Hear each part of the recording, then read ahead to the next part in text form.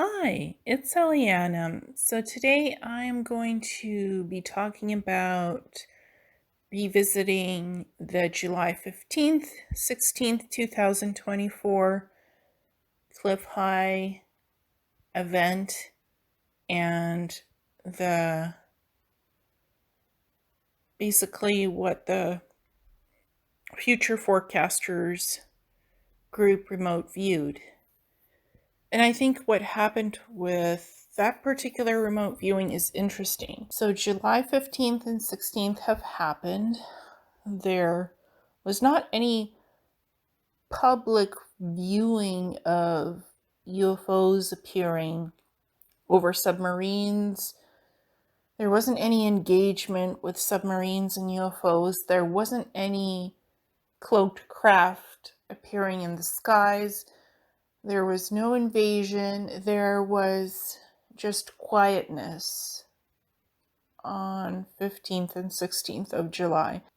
No major sightings of UFOs. And I kept looking for events, like any big events happen on those 2 days. Nothing. I don't think that what was seen in that remote viewing was supposed to be public events of anything. I think those were covert missions behind the scenes of the Black Operations Group, the person in the submarine, the UFO in the submarine, the cloaked, pyramid-shaped UFOs. I think that's all Black Operations Group events with engaging with crafts of non-human origin, the takedown of the Black Operations Group, various operations that they do. I think that's what was being remote viewed. And I don't think that should have been anything to do with public exposure of those activities. What the ETs are doing to take down these Black Operations Group ops.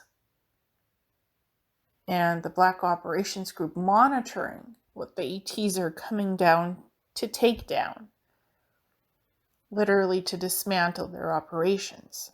Black Operations Group has a lot to be concerned with because the activities they engage with, like cloning, having cloning facilities, having black site facilities, basically them shooting down ET craft and recovering their technology.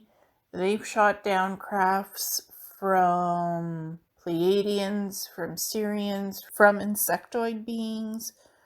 Apparently, they've shot down crafts from various species of greys, the tall greys, and other beings that are sentient, and these beings are onto them. So they've also held military personnel prisoner. They've held psionics prisoners. They've held different ETs prisoners. They've done things on a genetic DNA scale to take samples from ETs and then reverse engineer the genetics and superimpose that, graft that on human soldiers, augmenting soldiers, making super soldiers, making them super soldiers. So this Black Operations Group has done a lot of things that is illegal and unlawful. And they have not had any checks and balances by government, by oversight, by anyone. They are their own conglomerate, their own operation, literally, around the world. So looking at this from a perspective of these events are going to happen and it's going to be publicly seen, we're going to check against them. The Future Forecasters Group, they usually do event predictions of what's going to happen before it happens. Then they wait, and on the next month, they report if the targets match up or with anything that happened, where it happened, why it happened, and how it correlates to their remote viewing. The July 15th, 16th event was very special. I think what they were remote viewing was behind the scenes secret missions between Black Operations Group and extraterrestrials, of things being dismantled, taken down, taken apart, and removed. ETs coming back and taking what's theirs and removing it out of the hands of the Black Operations Group, or attempting to do it. And the Black Operations Group tracking the ET craft, monitoring what they're doing. And what Dick Algier saw of scientists and military sitting around a table observing the moon, what's going on the moon. There's mining operations happening on the moon by extraterrestrials, by humans. The moon is not what it seems to be. It is a huge hollowed out spaceship that can move and that can park itself around different planets.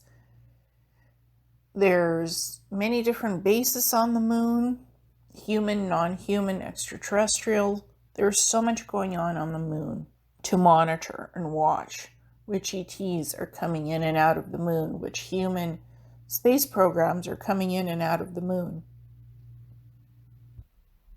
and watching what's going on, because the Black Operations Group has the ability to watch what's happening on the moon, monitor it, and even get involved, because they have anti-gravity reverse engineered spacecrafts that leave Earth orbit and travel to different planets.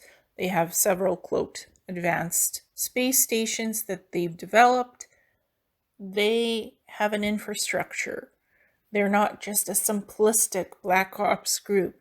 They have capabilities of corporations, and they do work with corporations as well. They have military infrastructure. They are advanced, and they don't just work with craft. They've done biological reverse engineering of extraterrestrials, the craft, the psionic technology to hook up to these crafts. They've done biological, medical things. They do a lot of different testing, what they're involved with. They've done the pyramid generators with photonic crystal technology, with pyramid generator generating free energy, 0-point energy.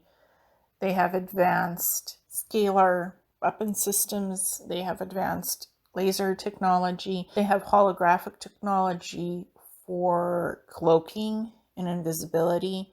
They can project anything they want, like a mountaintop or a desert or any scene, and you're not going to know what you're stumbling in until they shoot you down. They have technology on a holographic scale that can interact with your mind to create scenes of something that you're seeing, to alter your memories of what you saw in reality as an experience. Yes, they could abduct you, take you, and you have a physical experience, but then they put holographic overlay over those memories and make it seem different, like it all happened in a dream, or they've erased parts of what you've actually physically seen while interacting with them, so you don't remember the important stuff. You only remember just the mundane things of the aspect of the experience. They have all kinds of technology, not just reverse engineering crafts. I do think that the Future Forecasters Group, remote viewers, Dad Smith, Edward Reardon, Naeem, Dick Algier, they saw events happening that were in progress of what this Black Operations Group was doing, and the ETs coming in to get their stuff, retrieve their tech, retrieve their people, and clean up stuff in the Black Operations Group. Black sites and other places. I think that's what the engagements were that was being looked at by all these remote viewers. And places, urban areas, something being targeted, something being launched, something being taken back, removed, the moon being observed. Those are all things behind the scenes that we might not necessarily see, and we didn't see because perhaps the Black Operations Group decided not to retaliate, not to fight forcefully the ETs, and not to take it public as a public spectacle for anybody to see to prove their existence.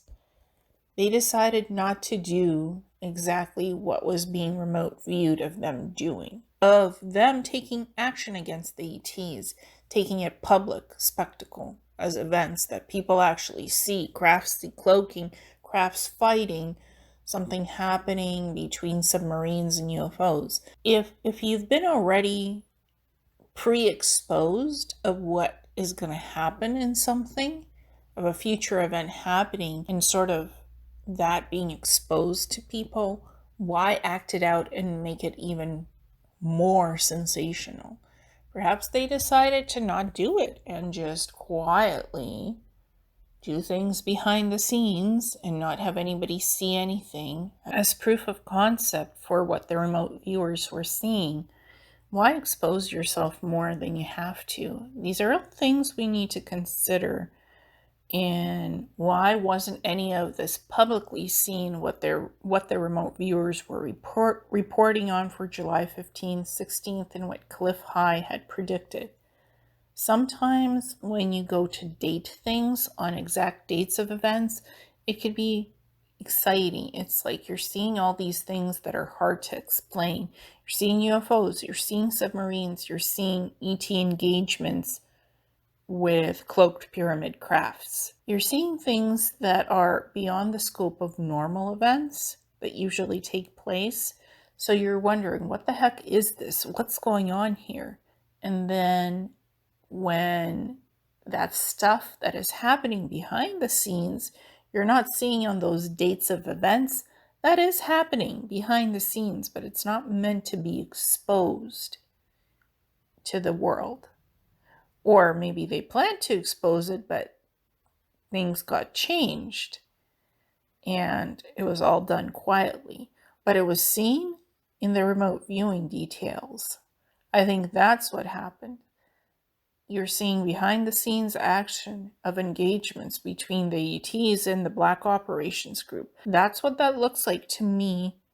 And I've remote viewed the Black Operations Group, what they're capable of, what ETs they've engaged with, and what they've taken from ETs. So I've seen that kind of stuff before, and that looks practically the same to me when I was watching the parts of the Future Forecasters Group, what they released, bits and pieces of those remote viewings for July 15th and 16th, because they did not release the full document of their remote viewing report. They released enough bits and pieces for me to what I think I understand was happening there, to analyze it as much as I could, and to report on it. Anything that's in the public sphere that I think is connected to something, I will talk about it and report on it.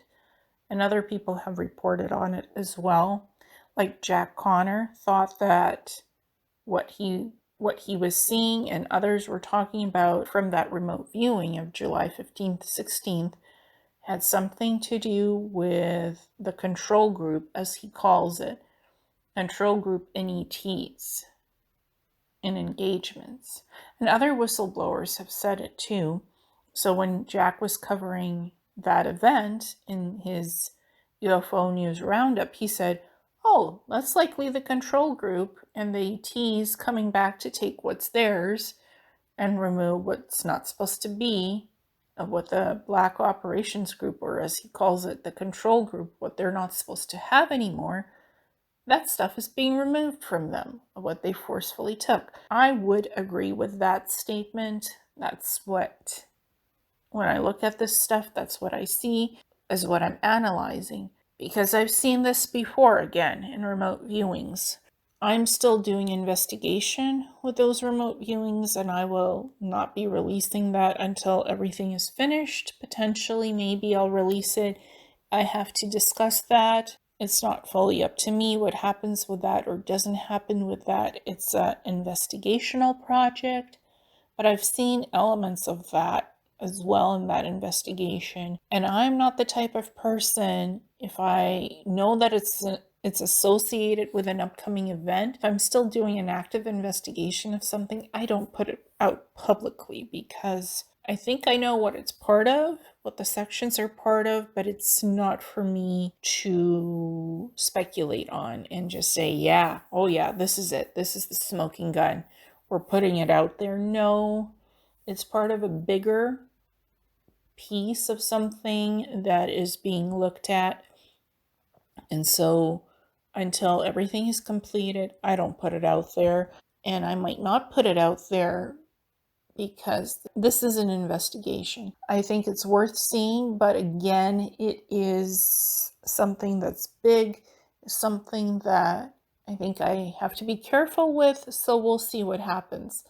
I can talk about it a little because there's elements that I saw from the future forecasting remote viewing aspect that are elements that are similar to my investigation in what I'm looking into. So there's correlations there. That's why I think what I think, and I'm saying what I'm saying right now, because it's interconnected. But again, I don't just put something out there until I'm quite sure what I'm analyzing exactly is what I think it is. I'm a bit careful with that stuff, and I think what Dick Algeier and the group did with the remote viewing and putting it out there before the end of the month comes up, before the end of July, I think that was a good idea because you're getting to see stuff as it's happening. It's just not going public. Those events didn't publicly manifest themselves. They're behind the scenes. And that's what these guys picked up on for what they remote viewed, which is still valid data.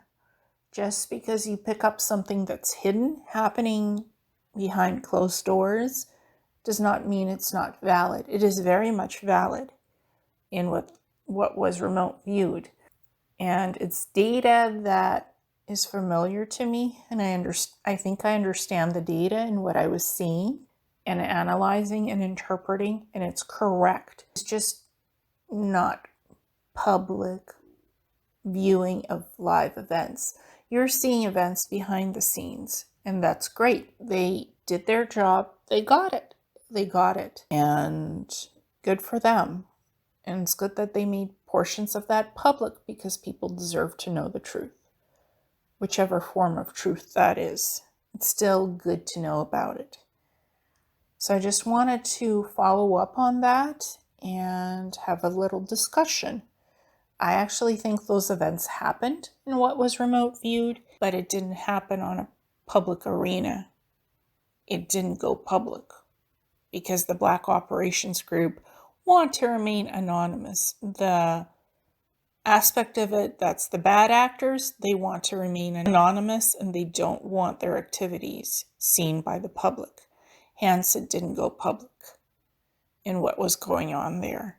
It remained behind the scenes and none of the takedowns were seen. Again, their choices, what they chose to do and what the ETs did in the raid operations, it was done quietly, like they usually do it.